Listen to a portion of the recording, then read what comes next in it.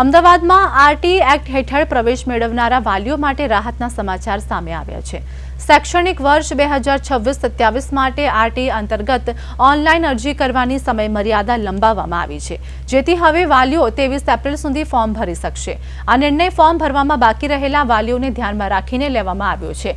હાલ સુધી અમદાવાદ 14,200 સીટ સામે આશરે 35,400 ફોર્મ ભરાયા છે, જ્યારે ગયા વર્ષે 14,852 સીટ માટે લગભગ 36,800 અરજીઓ મળી હતી।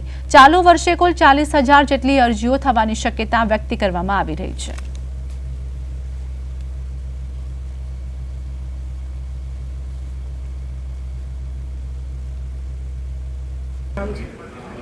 સ્વનિર્ભર શાળાઓમાં આરટીઈનો જે 25% ધોરણે જે પ્રવેશ આપવામાં આવતો હશે તેની પ્રવેશ પ્રક્રિયા ચાલુ છે અને હમણાં જ એ તારીખમાં ખાસ કરીને ચૂંટણીના કારણે અને કેટલાક વાલીઓની રજૂઆતને ધ્યાને લઈ કે હમણાં કેટલાક ચૂંટણીમાં સ્ટાફ મુકાયેલો હોય તો જેને કારણે ખાસ સરકારે વાલીઓના અને વિદ્યાર્થીઓના હિતમાં તારીખમાં લંબાવી અને 23 તારીખ સુધી આ તારીખ લંબાવી છે। અત્યાર સુધીમાં 35,000 જેટલા વિદ્યાર્થીઓના ફોર્મ ભરાયા છે। આખી એ પ્રક્રિયા ઓનલાઈન હોય છે। ઓનલાઈન પોર્ટલથી જે છે એ વિદ્યાર્થીઓનો પ્રવેશ સુનિશ્ચિત થતો હોય છે અને તેના માટે પણ અગ્રતા ક્રમ 13 પ્રકારના નક્કી કરેલા છે, તે પ્રકારે પ્રવેશ થતો હોય છે।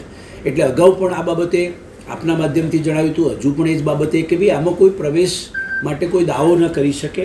આમાં આખું જે છે પ્રવેશ પ્રક્રિયા જે છે ઓનલાઈન થતી હોય છે, એટલે કોઈ લેભાગુ તત્વોથી આ પ્રવેશ અપાવી દેવાની ખાતરીઓથી દૂર રહેવું અને ખાસ જે ફોર્મ ભરે છે એ સાયબર કાફેમાં ભરાવે કે પોતાની રીતે ભરે।